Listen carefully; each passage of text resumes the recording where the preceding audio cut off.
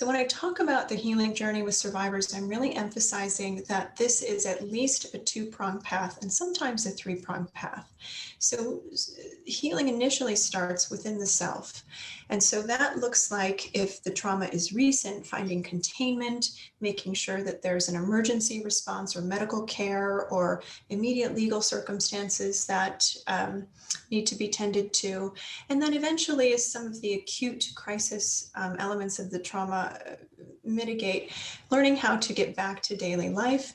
And then in the long run, really thinking about, okay, who am I now as a result of this trauma? How has it influenced my life, how I see myself, how I experience my own kind of intrapsychic or relationship with self?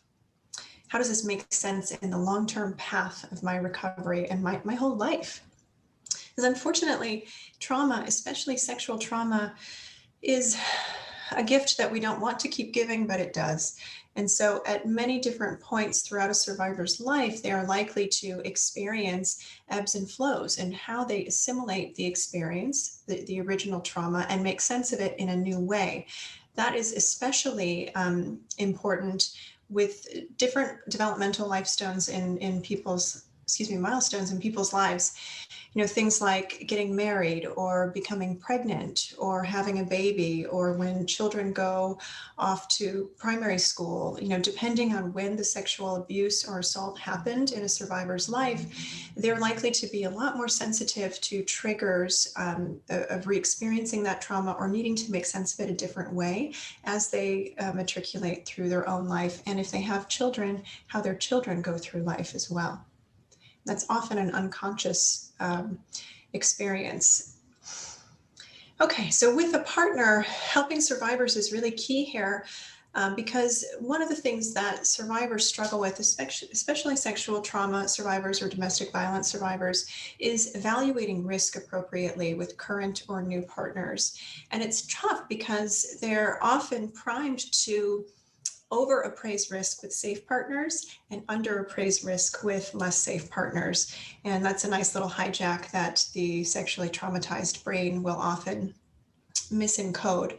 So really kind of helping them explore, how do they know safety? How do they define it? And then what behavioral observations can they make with a partner to find out if that partner is in fact walking the path of safety with them, as opposed to just talking it. And that's really important given the increased risk of re-traumatization that survivors often face with future partners.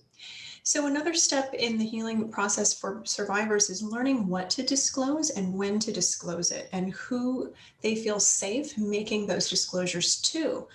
That's important about the original sexual trauma, of course, but even if the trauma is 5 years, 10 years, 15 or 20 years behind them, talking about it with new partners can sometimes be a very concerning and confusing sort of point of venture for them.